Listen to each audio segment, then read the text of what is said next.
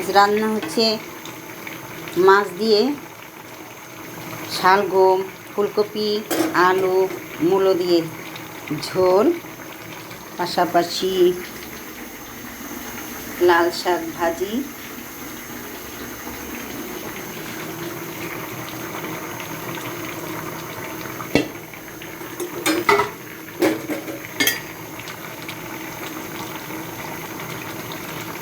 Tomato দিয়ে দিলাম।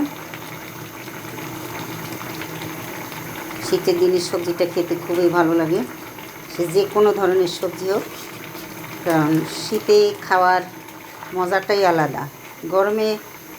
গরমের সময় গরমে খেতেই ইচ্ছা করে না, কিন্তু শীতের দিনে যে কোনো সবজি হোক